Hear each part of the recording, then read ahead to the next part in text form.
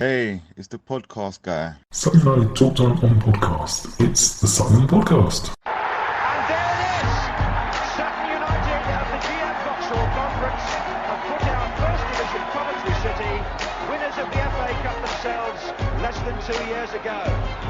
And what a moment to enjoy for the fans of this Surrey side.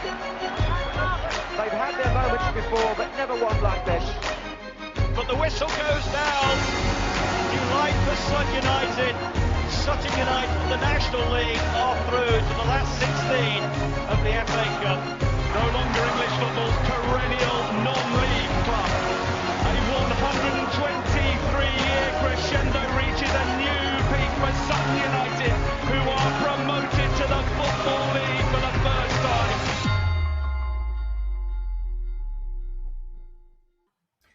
Hello and welcome to another episode of Sutton United Talk Time on podcast. It's the Sutton Podcast.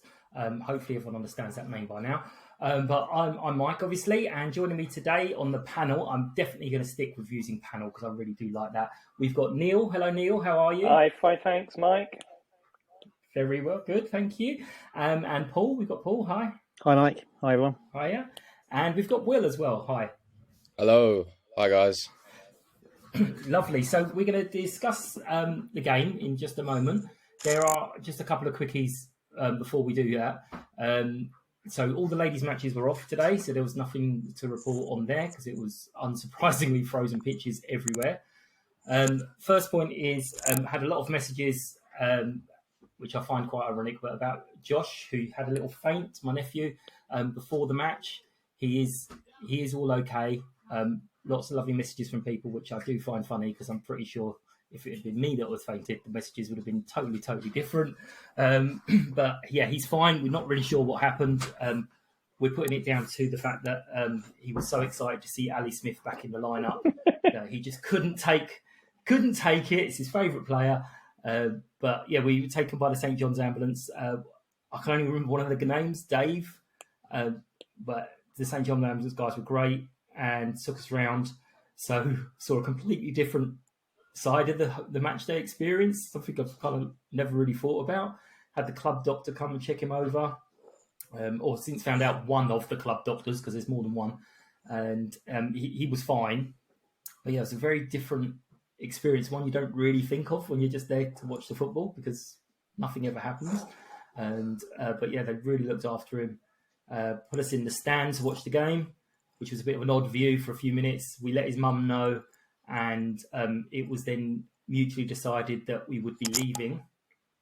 In other words, his sister, my sister-in-law, his mum, who's Sally's sister, decided that we were leaving, and we got picked up. There's no way I'm going to argue with my second boss or third boss. And we left the game. We literally, as we were rewarded the penalty, we're like walking out. I'm like, can't we just wait for this penalty to be taken? Luckily, we didn't, because that was about another 10 minutes. But I have no knowledge of the game whatsoever, other than we won. So it's all going to go to you guys. Not that I offer that much tactical insight anyway. But yeah, Josh is fine. And the second point I wanted to make is well done to the ground staff for getting that game on, because I was utterly convinced there was nothing going to happen. And I was like, oh, what am I going to do for this podcast if nothing happens? Because I've got a countdown onto the 100th episode coming up soon. So it would have messed it all up for me. But yeah, well done to the staff, and also the volunteers and Selco. I think it was Selco Builders Merchants, who gave a load of grit. So the areas could be de-iced, or most of the areas could be de-iced for us, apart from the TARDIS. But after all that, hello, guys. What were your thoughts ahead of the game? Were you expecting it to go ahead? What were you thinking about when the lineup was announced? We'll start with you, Will. What were your thoughts? Did you think it was going to go ahead, first of all? Yeah, I did. I didn't really... to be honest, I was at university, so I wasn't anywhere near Surrey to start with. So I didn't really get a grasp of how cold it was. But then I kind of saw the pitch inspections going on. I was looking at like my foot mob app, all that stuff, and seeing all the postponements going down. And I was thinking, okay, this isn't going to go ahead. So well done to the ground staff. And well done to everyone for making it happen, I guess. Mm-hmm. But what about the lineup when you saw the team? Were you Lineup. confident for the game? I was confident because Ali Smith is probably one of my favourites. He's he brings a Careful. different dimension in the middle. Don't faint. He brings a different dimension. He had a chance in the game. He almost scored. It was a good save by the keeper who had a very good game. But as soon as I saw him and then saw Harry on the bench as well, it kind of, I think it would have uplifted everyone watching, knowing that, some of the team are coming back. Yeah. Paul, similar thoughts or? Yeah, no, absolutely. No, it was great to see Ali and Harry's name on the team sheet, wasn't it? That was great. And we all became geography experts in our house. We were looking at the map and seeing what games were being called off. It was very much there was a bit of a north-south divide, wasn't there? So when you could see that the northern games were going, but the southern games weren't, I thought we had a good chance. So yeah, no, and it was a result. Me and my son hadn't seen a game for a while, so it was nice to get out, even if it was minus whatever it was. Yeah, chilly. And Paul, Neil, what were your thoughts ahead of the game? Well, as soon as I'd heard Oxford United's game was off, which is obviously just up the road from me, I sort of expected it to be off. So fortunately, it goes on Twitter these days. So you get, because, coming such a distance, I need plenty of notice. The last thing I want to do is a 2-hour journey to Sutton and to find that the game's off at the last minute. So I left it late, but I'm glad the game went ahead, and I think they did remarkably well to actually get a playable surface out of it. It did bobble about. It was very hard, but it didn't look unplayable, certainly. No, I think Matt mentioned in the post-match that it was a bit bobbly, but they couldn't do what they normally do because they had it covered. So it's kind of like one or the other. We either have it covered and we can play, or we have it uncovered and it's maintained, but just can't play on it. I got the 11 out of 11, so I got a free pint. Woohoo! I'd heard that Adam had concussion, which I was like, great, marvellous. So we get some midfielders on their way back in and suddenly someone else goes off again. But yeah, other than that, I thought Will would be okay after his little knock last week, and I'm glad obviously he is. But we seem to have a fairly settled side moving forward, hopefully with Ben and even Aaron, I think, is in training to come in the next few weeks as well. So all positive for us. But for the match itself, a bit of a bitty affair. I mean, it's our second home win in a row, and I think we've got 7 from the last 9 points-wise, which is a definite turnaround.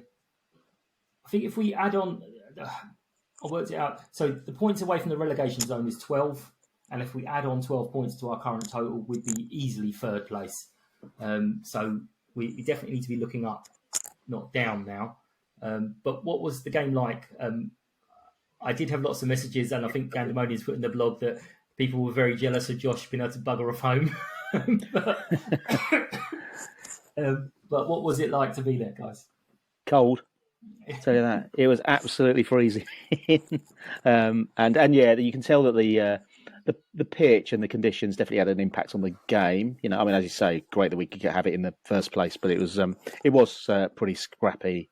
I think obviously the win was important, but the cheer at the end had a cheer of thank God for that, we can all go home, rather than a cheer that we'd won 1-0. It was a slightly different cheer, but it was it was great. It was a big win, wasn't it? Because we've got Rochdale, Colchester, Gillingham in there, and it was a critical period for us, wasn't it? And so if we can win those games, get something out of Carlisle and Crawley, and then something out of Orient, then getting something out of those was always going to shift us up the table. And now, as you say, we're starting to look up now instead of down, aren't we? So it's been a critical period, and another one that was scrappy. It was ground out, but I never really felt as though we were ever going to lose that. They had a decent spell first 20 minutes, but the penetration wasn't there from. They were never going to score all day, really. So, it was well ground out. Yeah, and perhaps Neil, the cheer was not necessarily that it was over. It was finally over because it seemed to last for an awful long time. That game. Was it quarter to 6? We Well, finished? my chances of getting back to watch the start of the England game was fast evaporating. So I needed a 5-5 finish to actually make it back. So as I got in the front door, France scored. So so I was about 20 minutes. I got back to home 7:20. But it was extremely cold, and of course the 10 minutes of time added on while we waited for Rob to take the penalty, while their number 10 was carried off. And it was hard to see how it happened, but looking back on the highlights, he basically hurt himself by rugby tackling Omar to the ground. So very much a self-inflicted injury. Yeah. So in fact, we won 2 penalties there, really. We should have, yeah. And Will, I'm sure you'd like this as the media guy. Their manager, I think, was quoted to their local reporters as, I didn't see what the penalty was awarded for, but it definitely shouldn't have been given. Okay. I mean, what do you say when, a penalty is given against you? I think that's the beauty of a manager in League Two. I think that sometimes, or just any manager really, they'll kind of moan when they don't agree with something. But it was a penalty, high foot. If someone's going in for a header, it kind of shows that you shouldn't be going there with your foot. That's the basics. So you can't really complain. And Rob did really well to keep his cool. It was a long time. That 10 minutes felt like an hour. I thought I'd lost my toes by the end of it. So, well done to Rob. And I think Matt Bloomfield is just trying to, make an excuse really. We had a decent view of the curver actually, and he nearly kicked his head off. It was the TV replay doesn't show it, should give it justice actually, but from the curver you could see that it was high and right in his face. Yeah, I've seen some given and against us for free kicks as well, where you kind of think, do you know what? I think he was right to go for the kick there because the head's gone down really low, but that one definitely wasn't going down really low. He dipped for it, but it was definitely a high boot to the face. He did well to get his leg up that high, to be honest. And then when Rob came over to take a corner later on, you could see the imprint from the boot right in the middle of his forehead. So it was nice. So it was a proper impact. Yeah, but obviously he got up, and I like that expression, kept his cool. Well, he didn't have much choice yesterday. It was -3 degrees. But yeah, I did hear someone had mentioned it was interesting that Sutton players were standing around the penalty spot to make sure they couldn't get scuffed up. Yeah. And I think in the England match, I noticed that happening as well. Some of the players were standing on the spot, which is terrible, really, that players scuff it up at any opportunity just to get that slight advantage. But I suppose it's where we are. It's a game's gone moment. Yeah. I think the funniest bit was after we'd protected the penalty spot and then everyone had walked away, the referee rolled up and then stood on the spot just to make sure that no one went on the spot, which kind of defeated the object a little bit. But but hey. So we ground it out. We're getting a little bit better at this sort of 10 minutes from the end. Just no, that's it. We're finished now. The game's over.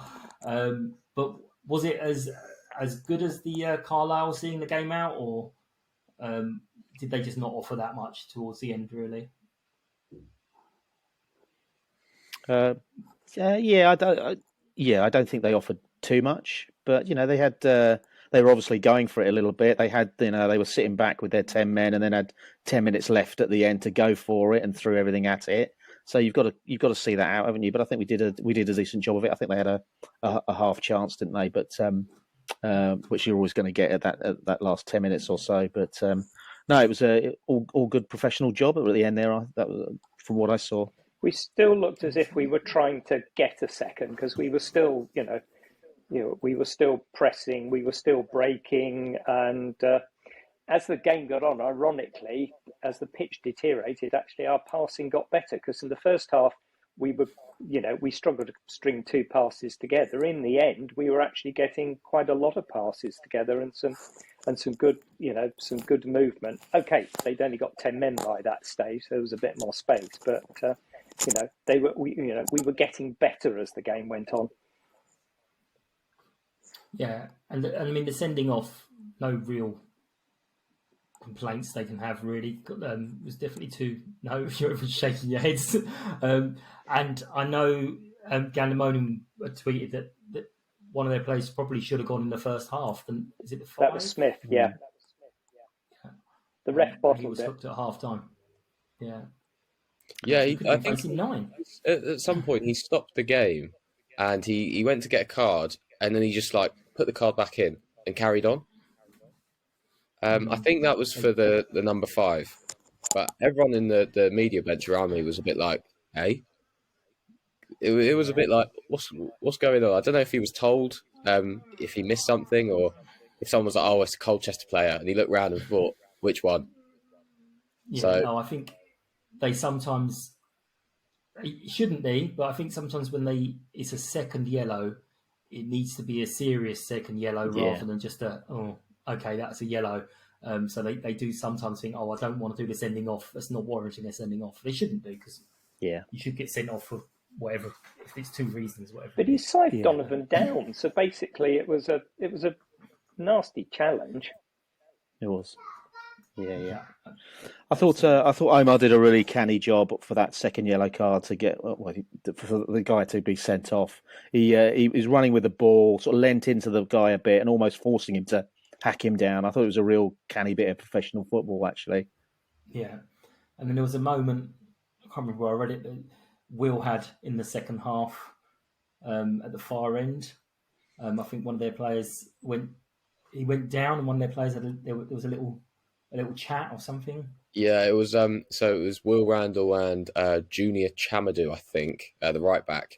It was I think they were just both challenging for the ball, and off the pitch, it looked like Will had kept hold of his leg, and then obviously it kind of got a bit heated. But I think the referee handled it well, so thankfully nothing boiled over. But all the Colchester fans were getting involved, which was good to see. It looked as if he stamped on Will. He did. Yeah. So again, it did.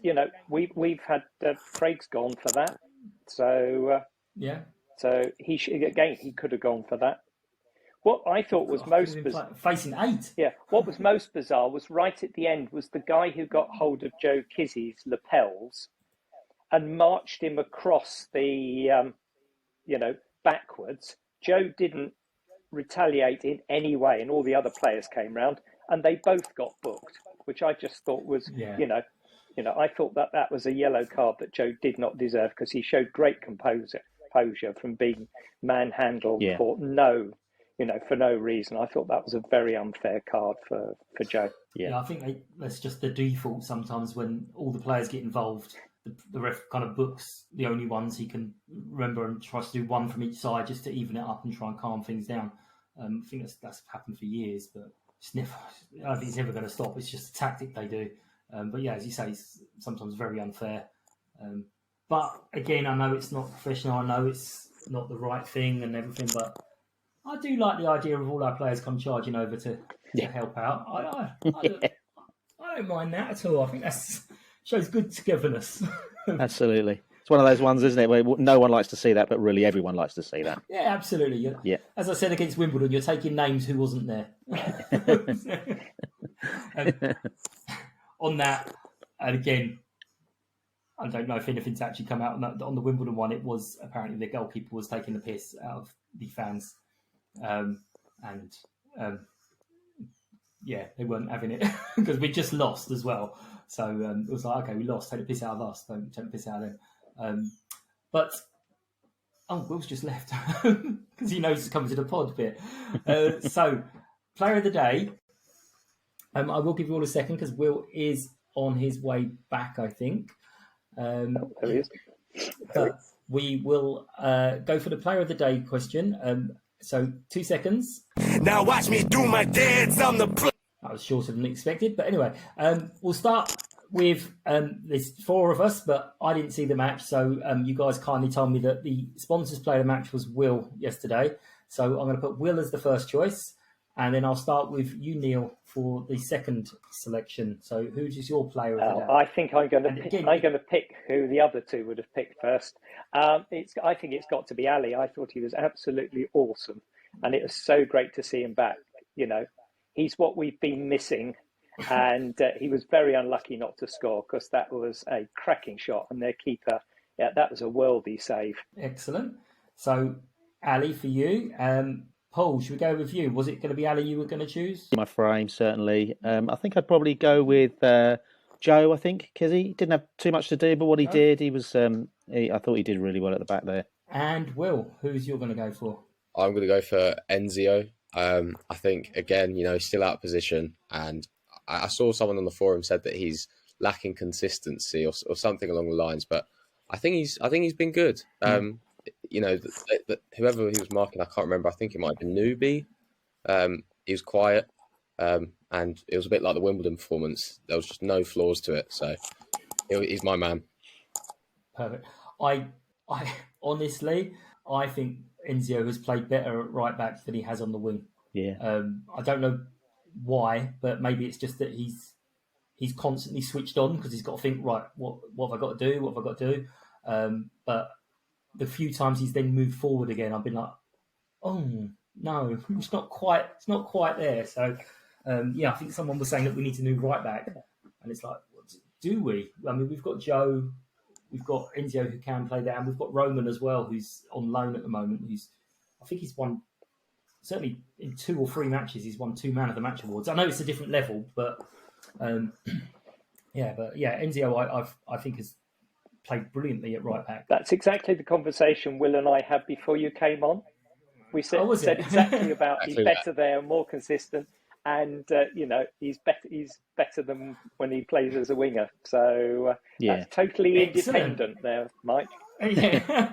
I would argue that maybe when I know it's more of his natural position, but I think at times, like one of the first games, he got through on goal like 2 or 3 times, and it was just in front of goal. It's just like as if it kind of, he saw his name in lights or a bit of head rush. He just couldn't pick the right thing to do. Whereas when he's at right back, he's, as you said, he's always switched on. Like he doesn't make a single mistake. Yeah, I agree with all that. The only caveat I'd have with that is that I think the last games have been against Rochdale, Colchester, Wimbledon. Yes. We haven't. I don't think I'm not quite sure of the top teams he might have faced in that position. That I think that'll be an interesting test. Orient will be an interesting test on Saturday. But in terms of the premise there, absolutely. He has looked sharp at left back, isn't he? And as you say, it might be just because he hasn't played too much there and has blown hot and cold when he's been left midfield.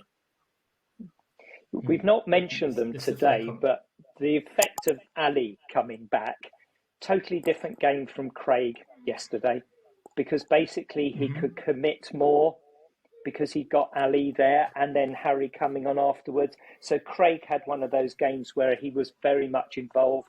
He was even slightly further up the pitch. He had a shot. Omar was coming deep and then was going on those longer runs because Ali was there. So it just changes the dynamic. So Ali's one of those players that when he's fit and when he's good, he's greater than the sum of the parts because he has an effect on everybody else. Well, we were saying these sort of last few weeks that perhaps Craig's game has been affected by the fact that if he does press or push on and he gets himself injured or that yellow card while it was a threat, there was no one else there. So he kind of had to hold his game back. Also, you've got the other thing of Ali can get from box to box in about 3 steps because his legs are giant legs. So you've got that thing of actually he can get back as well, he'll be fine. But you're quite right. It does just change the whole dynamics. And Adam's not done anything wrong, and it's really, really harsh. And I think Matt even sort of alluded to it. But there is that element of trust when you're in a team. You trust, what someone's going to do, and you can say, right, I know Ali's going to see me going forward, so I know he's going to sit. Whereas Adam, you might be like, you need to sit and stuff like that. So it's just, as you say, once we've got our first 11 out, you can just trust them to know what they're going to do. It's that whole Bex and Gary Neville thing for all those years. They knew where each other was going to be. They didn't even have to look. They just knew exactly what was going to go on, and that's why they had a great understanding on that wing for England. Thank you for taking the time to listen to Sutton United Talk Time on podcast, the Sutton Podcast. If you are new to the show, hello, and you are very welcome. Hope you enjoy what we do. It's a very simple format. We get a few people on to talk about the game that's just gone, and then we preview the next game coming up. We are available on most podcast platforms where you can listen, rate and review. If you find that we're not on your preferred platform, please let me know and I'll sort that for you.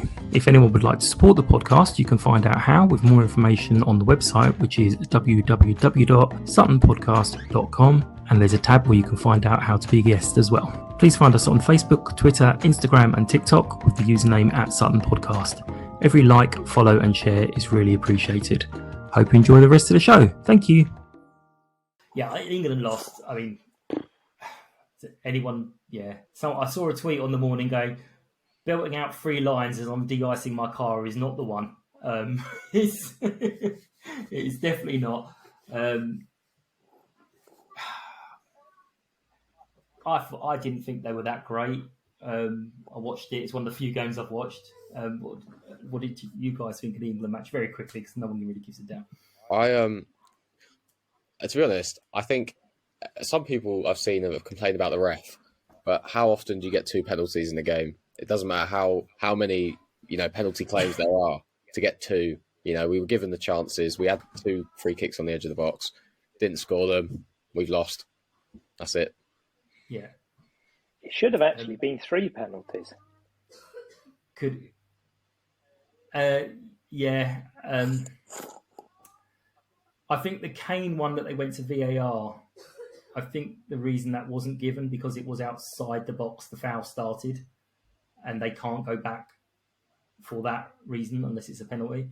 And I mean, the second one, I can't understand why they were complaining, or the player who gave it away was complaining, because not once did he even glance at the ball. It was like, just look at the ball, and then you can still collide with him and go, oh, it was coming together, sorry. Yeah. But he didn't even look towards it. We needed Rob to take that penalty. But, as we were saying there, I don't know, Paul, if you thought, you can't go into a game like that and rely on penalties and set pieces. There wasn't an awful lot created from open play. I think it was 1 shot from Bellingham. It was a tight game, wasn't it? It was tight. I mean, I thought we were the better team. I'm not a ref basher, but I thought the ref was awful. I mean, really bad, really poor. But I like the manager, I like the players as a group of players and as footballers. They're very young, aren't they? And they've just we've still got a whiff of flat track bully about us, haven't we? Anyone outside the top 8, and we struggle. But going forward, I mean, they're the world champions, aren't they? And they and we gave them a game, but it was disappointing. Chance missed. Yeah. Well, what I find interesting is there's a great story for each of the semi-finalists to win the World Cup. Obviously, it's likely to be Messi's last World Cup, so it'd be great for him to win. France to hold it for the first time in 60 years. Morocco, the first African team, and Croatia, no one really wants them to win, so they're almost a shoe-in to win. As Sutton fans, I think we're probably drawn to Croatia because we're like, ooh, they're a bunch of assholes, aren't they? But yeah, they're almost a shoe-in. But anyway, we'll move on. Looking ahead, so as you said, the last sort of 3 games, Rochdale below us, Colchester below us, Carlisle were above us. The next 3 games are a very similar pattern, where we've got Orient well above us, and then we've got Crawley and Crawley and Gillingham. So, what's our thoughts in general from the 3 games? Not specifically about them, but what do we think? Are we looking for 6 points, 7 points, or is that over ambitious now? Full house. Yeah. Full house. Yeah. Full house. Why not? I'm going to be honest. I watched Leyton Orient when they lost to Wimbledon, and obviously they're a great side, arguably the best side in the division, and it's their league to lose now. But I think Sutton are very similar to how Wimbledon were when they started their good run. They're together. They all know what each other are doing. And if you can just, they've lost 2 games, and both of those games, it's been 2 goals in like fairly short amount of time. And if Sutton can get a quick goal, a bit of Randall magic, a McGill, just if he bullies someone in the box, if you can do that quickly, I think you can nick a result. I think we're due a Torquay Lincoln type. Nobody expects us to beat the runaway league leaders and catapult ourselves onto a long run. Yeah, got some. We got some players back. There'll be a big crowd there. I don't know how many tickets we've sold, but it's going to be pretty busy in the Sutton corner, isn't it? So, it's got to nick a point and just be an ugly away point all over it. Really, I think. When we lost 4-1, it wasn't a 4-1, was it? So, no, right. I was hoping that I'd say this and be a bit controversial, and all you lot go, "Ooh, blimey!" I'm quite confident because I think the times we've lost there, we've been flying and we've gone into the game full of confidence and back to, come on, we're going to do this, and then they've smashed us. And now I think they're flying and full of confidence, and we're the ones sort of scratching around for results. And it's like, okay, we're going to switch this around and do that back to you. But all of you have said, we should get something from that, which has completely ruined my thought. But I think the lift from the players coming back, it's one of those psychological things. They had their Christmas do. I don't know if you saw the pictures. Some today. I think it must have been today. I did like the fact that Will Randall seems to have stolen AB's jacket, and he's got like a gold Lamar jacket on. But I don't know. I just strangely, I think it's not going to be as sort of daunting as it would have been 4 or 5 weeks ago. Yeah. But now it's like, okay, why not? And then we've got the Crawley match, which again will be up for, and Gillingham at home. Have you seen the undercurrent of the Crawley match that they've sold Nichols to Colchester for 60,000 and put the rest of their entire squad up for sale? Yeah, there's. Who could have foreseen the crypto thing is falling apart at Crawley? It's a mess, isn't it? Yeah. So Telford's up for sale. So we could have a whip round and see if we could buy Don Telford. When does the no, but it never works. When does the January window open? I assume it's January. But is it? Does anyone know exact? Anyone know the exact day? August. Yeah. No, I don't know the exact date, but it won't be by Boxing Day. Don't worry. But that's just a whole bizarre thing going on there. I think it was Johnny that said it when they took over and they did their first big thing of the third shirt was available to only people who bought some crypto thing. So you had to buy a crypto thing to buy the shirt. NFTs. And then Johnny was like, we haven't changed our away shirt in a couple of years. The new company have had to redesign the same shirt because we want the same one with all the fans' names on the back. I know which club I'd rather support. Thank you very much. It's true. Did anyone see the interview with Matt? I did. Yeah. Really, really good. If everyone hasn't seen it, do find that. That was very enlightening. It was excellent. Yeah, he's very open. And as Gabriel says, you're supposed to be an EFL manager. You're not supposed to do all these things. And Matt's like, why not? Do you know what? I want to be in one of those meetings, where he says he goes to see a player before he even talks to the agent. I want to be at one of those meetings where he has a conversation with someone and he doesn't want to sign them. Yeah. I want to see how he conducts himself. I really want to see that. Yeah, no, it's, that whole thing is quite a detailed thing. I spoke to Terry and he didn't give an awful lot away, I'll be honest, that it's just a process. We all have our opinions, we all have our thoughts, and then we'll make a joint decision. But obviously Matt's got the ultimate say. It's just hopefully we're going to get something in January. I know there's a lot of talk about Dave coming back, but I'm not sure on that myself. It's fascinating, isn't it? This what we're going to do in that January transfer window. We could do several things, and what was our lessons learned from last year in terms of how we played that, because we were all relatively new as a club, how to play that in this space. So, it'll be a fascinating time. We didn't actually do anything in the January window, did we? No. Oh, we did. Yeah, we did. We got I can't remember. It's a future Sutton United quiz. Who's the first player we ever signed in a January transfer window? Stuart Nelson is the answer. Goalkeeper. So that was the only person we signed. That's the only person we brought in the January transfer window. And then everyone else around us was buying loads of players. And we're all sitting there going, that's a bit weird. And next thing they're all doing really, really well. And we're like, oh, that's why you've done it. I think, because he cost us a point at Swindon.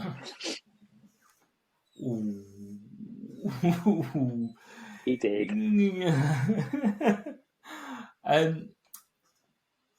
But Matt influenced, and again, it shows the mindset. He mentioned the whole, Bristol Rovers were 16th, 17th at Christmas last year, and they went on a run and got automatic promotion. It's like, what the hell are you talking about, man? Just stop it. But they had a brilliant, their January window was phenomenal. Yeah, had that guy from Newcastle. Yeah, who was he went nearly. He was outstanding. He basically transformed the whole team. Yeah. Well, mate, who knows? We might get someone. No idea who. But we should have a lot of our players back, shouldn't we? So actually, is that our transfer window that having 6 players back? 4 players. I was going to say, if you think about it, on points wise, you're closer to the playoffs than the relegation zone, and that's with a right back at centre back, a left mid at right back. When you've got everyone in their natural positions, you could be, dare I say, automatic promotion spots. Who knows? But if we get 2 points a game for the rest of the season, then we're back up to 76 points, aren't we? Yeah. If there's no reason why it can't happen, because it's happened to teams who are up there now. They had a good first half of the season. If we could have a good second half of the season, it's perfectly possible. It is. And all those points between. We're not exactly ripping up trees at the moment, though, Mike, are we? I mean, we're grinding out some good results against some of the low teams, and that's great to see. And we got some players back, but I think that this is the first week I've started to look up instead of down. I have to say so, but I think. But who knows? It's one. It's not the doom and gloom that we've been sort of Definitely looking not. at, and there's a bit more positive, as Will said. 4 basically new signings going to be coming in the next few weeks. 2 of them already. Who knows if we will bring anyone in January? Yes, it would be lovely to have a Dom Telford type person, but even Dom Telford wasn't Dom Telford until last season. Previous clubs, he didn't do so great anyway. So, but Matt's already hinted at a couple, isn't he? So, and Matt's very good with his hints. He usually follows through on them. So he said a couple. So I anticipate a couple of coming in January. Yeah. More on the positives. I noticed we've hit 26 points, which if my math is correct, we are over halfway to the 50. Yeah. So insert a mini confetti cannon here. Yeah. So and we've still, and what are we on 21 games? 21 games. Yeah. So that's 2 games to spare for the halfway point. Yeah. So that's it. Get on the. We won't scrub the playoff dates out of the diary just yet. No, exactly. Yeah. Well, you might want to because it's going to be automatic. Come on. Right, guys. So we've covered the Leyton Orient game. We've covered everything, really. Thank you very much for your time. Thanks for filling me in on a bit of the game that I missed. Thanks, Josh, you little brat. But hopefully, I'm sure he'll be back for the Gillingham game because I've penciled him to do the show. So that'll be even more fun. Do you count this one, Michael? Your footballogy has been to it, or have you got to watch it to count it? I was there. I was in the 2,700 crowd because my ticket was standing. Paid counts. So yeah, exactly. I was there. I was cold, and then I would have stayed, but I was spectacularly overruled. Okay. Anyone who's unmarried will not understand that. But anyone who's married will understand that. The sister-in-law tells you to do it. You're like, okay, I better do it. Gents, thank you very much for your time. Thanks everyone for listening. I will be back hopefully on Wednesday because I'm having to scratch around to get someone to do a behind the scenes type thing because the person I had lined up can't do it now, but hopefully it'll be back on Wednesday. If not, it will be back next Sunday, to talk about our stupendous victory at Leyton Orient. Thanks a lot, guys. See you soon. Cheers. Bye. Bye. United! United! United! United!